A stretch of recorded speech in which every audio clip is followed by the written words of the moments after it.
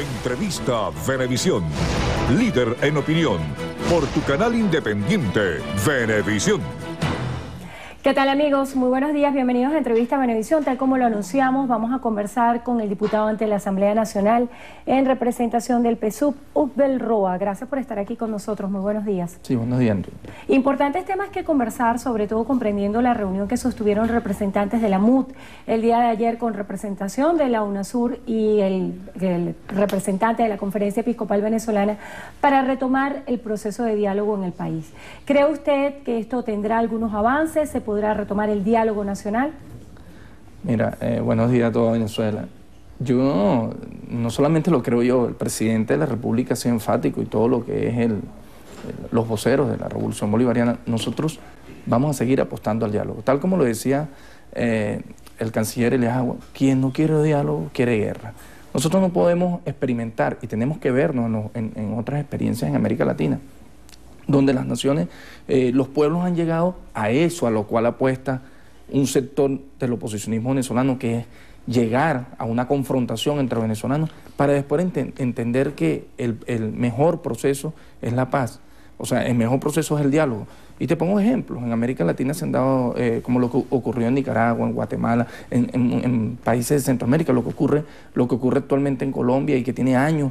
Entonces nosotros no podemos esperar que se dé una confrontación, seguir incitando a la violencia, porque son, y lo hemos denunciado, aunque ellos no terminan de desprenderse tampoco de ese guión violento impuesto, y que algunos voceros opositores que pudieran creer en la democracia venezolana y entender el rol que ellos juegan en la democracia, igual terminan entrampados y terminan haciendo caso a esa agenda violenta que atenta contra el sistema democrático en el país. Diputado, estudios que incluso son citados por voceros de la oposición reflejan que de cada 10 venezolanos, 8 está propenso y favorece el diálogo. Ayer, Ramón Guillermo Aveledo decía en representación de la MUT que ellos están de acuerdo con el diálogo, pero quieren resultados concretos. ¿Hasta qué punto se puede ceder? El tema de los presos políticos ha sido, pareciera, una de las piedras de tranca, y usted en declaraciones anteriores ha dicho que una ley de amnistía sería un trofeo para la impunidad. Entonces, ¿por qué no ponerse de acuerdo en estos temas para que el diálogo siga avanzando? Sí, fíjate, dos cosas muy importantes. Primero, el diálogo ha avanzado. El hecho de que ellos estén sentados allí es un primer elemento. Encarrilar, el principal éxito de nuestro presidente Nicolás Maduro, haber encarrilado que esta gente entendiera, que la oposición venezolana entendiera que la única vía viable, o sea, que se contemple en este país, es conversando y es sentándose a revisar desde el punto de vista del marco jurídico cuáles son los elementos en los que pudiera debatirse un tema. Entonces te coloco este ejemplo, tú lo decías, el tema de la impunidad. Nosotros no creemos, y lo ratifico así, y ha sido una declaración muy personal, si bien es cierto, aquí no es que hay presos políticos, aquí hay políticos presos, que es otra cosa. Políticos que saben que cometieron delitos y que, bueno, en marco de la normativa, en el marco, lo dijimos así, en el marco de revisar de acuerdo a los distintos mecanismos legales que establece nuestras distintas leyes, pudieran revisarse casos, pero no es que vamos a hacer una ley, entonces ¿qué queremos? Traer el hijo cedeño, decir que es un exiliado político, traer las personas, los banqueros que se robaron los dineros del pueblo, personas que cometieron delitos, que asesinaron venezolanos, ya va. Tenemos que precisar los temas porque termina acusándose al gobierno venezolano de no dar el brazo a torcer. Otro elemento que es importante es, ahí están los resultados de las mesas económicas. Se comienza, porque esa era la primera laraca, que no se atendía a la economía. Creo que el presidente Nicolás Maduro, el gobierno venezolano ha hecho un esfuerzo en responder a ese bombardeo que recibimos a partir del 14 de abril, cuando el presidente Nicolás Maduro llega al poder, asume la presidencia. Esto ha sido un bombardeo y un permanente saboteo, y lo que llamamos una guerra económica. Y bueno, se lanzó una ofensiva económica que ha presentado 3 variables fundamentales, en las cuales se han invitado a los sectores, y no precisamente los sectores, no solamente los sectores que responden a la Revolución Bolivariana, a los sectores económicos, los sectores grandes, pequeños y medianos empresarios, a conversar para buscar soluciones y dejar atrás y estructurar todo un plan para dar una respuesta contundente a la superación del rentismo petrolero, que es parte de los daños estructurales que sufre nuestra economía. El propio presidente de Fedecámara, Jorge Robbia, asumía que el diálogo económico pudiera avanzar más que el diálogo político porque los que están en el sector económico no tienen pretensión de llegar al gobierno. Pero ¿de qué manera esta ofensiva económica que ustedes han denominado ha logrado un impacto positivo para los venezolanos que día a día viven la realidad de la economía? ¿Usted considera que hay alcances positivos? Bueno, ayer lo declaraba el ministro de Salud, comienzan a llegar, llegaba un cargamento de medicamentos importante, comienza a darse, a dar una respuesta contundente no solamente en el área de medicamentos, sino en aquellas áreas, porque esto hay que decirlo, pues. Todo lo que fue desde el saqueo de las divisas, porque lo hemos asumido con mucha responsabilidad, las mafias nos filtraron las instituciones y lograron llevarse 20.000 millones de dólares que hoy por hoy han afectado a la economía nacional.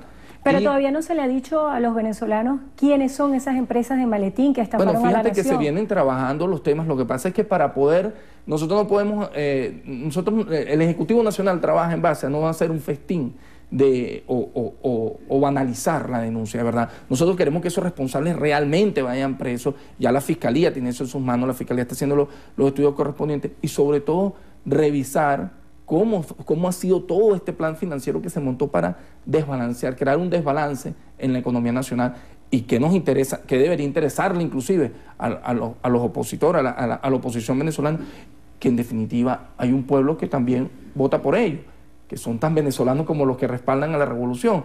Bueno, que la economía tome su impulso y que superemos el daño estructural, el mal estructural de este país, que es seguir siendo una economía rentista y una economía dependiente del petróleo para efectos de todo su desarrollo. Precisamente para tratar el tema económico y el tema de la seguridad, el día de hoy está prevista una reunión de gobernadores y alcaldes con el presidente de la República. ¿Cuáles son las expectativas para esa reunión? Sí, bueno, el Ejecutivo Nacional viene trabajando en precisamente buscar los puntos que puedan no solamente seguir importándose cosas, que esto es un elemento importante. Nosotros tenemos que dar respuesta, tenemos que construir un verdadero aparato productivo que genere valor agregado, que genere empleo, un verdadero aparato productivo que responda a las demandas de bienes y servicios que hoy por hoy, gracias a la revolución bolivariana, y esto lo vamos a seguir diciendo en cada espacio, el venezolano tiene poder adquisitivo para precisamente no solamente adquirir alimentos, adquirir viviendas, poder adquirir vehículos, que no fue suficiente lo que se planificó, que no fue suficiente lo que hay. Bueno, hay que maximizar la capacidad de producción y para ello es necesario el concurso de todos los venezolanos y venezolanas. Hay una situación que está preocupando mucho a los venezolanos y es el tema de las aerolíneas. ¿Qué es lo que está pasando con las líneas aéreas en Venezuela? ¿Hay alguna forma de bloqueo para que los venezolanos no puedan salir del país? No, por el contrario, lo que hay es un mecanismo de chantaje que quieren aplicar ciertas aerolíneas, las cuales han recibido sus pagos y que es cierto, hay un retraso, hay una deuda, lo cual no les lleva tampoco a tener que chantajear, porque hoy se van, pero mañana, después que reciben sus pagos, y si van a querer reactivar sus rutas y cosas. Por eso nosotros cada vez tenemos que tener una propia industria, no estar dependiendo que se nos impongan los formatos. En este caso las líneas dicen, bueno, ofertan los boletos cuando le dan la gana. Esto es parte de un trabajo que ya viene haciendo, inclusive la Comisión de Administración y Servicios viene trabajando fuertemente en cómo poder regular, porque no solamente es, ellos dicen, no hay boleto, pero cuando tú los buscas y te lo ofertan en unos precios que superan muchas veces, cuando tú calculas eso a dólar, hasta los 4.000, 5.000 dólares un boleto, nada más eso se ve en Venezuela. Igual lo que ocurre con los vehículos. Entonces, la única manera de respuesta a esto precisamente es construir ese aparato productivo nacional, construir condiciones para nosotros poder dar respuesta a las demandas de los venezolanos. Se nos está agotando el tiempo. Para cerrar esta conversación, el tema del diálogo también ha tenido como punto de honor la renovación de los poderes. Usted es miembro de esta comisión que está atenta a la selección de los nuevos rectores que van a estar en el Consejo Nacional Electoral. ¿Cuál es la etapa? ¿Por dónde van? ¿De qué manera están trabajando ustedes ahorita para la selección de los nuevos rectores del CNI? Sí, bueno, ya recientemente ya hemos realizado 3 reuniones. Ya se anunció en una rueda de prensa, la segunda vicepresidenta de Blanca de Cao anunciaba el cronograma el cual en una primera fase es para la escogencia de 10 miembros de la sociedad civil y de los movimientos sociales que pasan a integrar el comité de postulaciones. Este lapso del 12 de mayo al 23 de mayo las organizaciones civiles podrán postular nombres a los efectos de seleccionar. El día se tiene previsto para el 1 de junio que sea la plenaria de la Asamblea Nacional que seleccione esos 10 nombres que junto a los 11 diputados terminen por seleccionar quiénes van a ser. Al tener ese comité de postulaciones, sería ese comité de postulaciones el que se encargaría de estudiar precisamente quiénes se van a postular para integrar el Consejo, para escoger esos 3 rectores del Consejo Nacional Electoral. De acuerdo a este cronograma, ¿para qué fecha se pudieran conocer quiénes van a ser los nuevos integrantes del Consejo Nacional Electoral? No, fíjate, en esta primera fase se van a conocer, el cronograma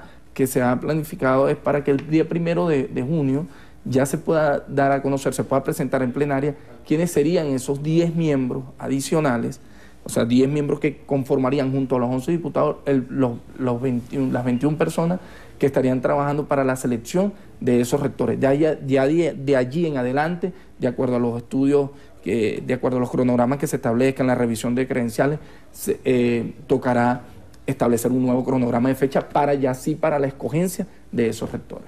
Bueno, le damos las gracias a Ubel Roa, él es diputado ante la Asamblea Nacional en representación del Partido Socialista Unido de Venezuela.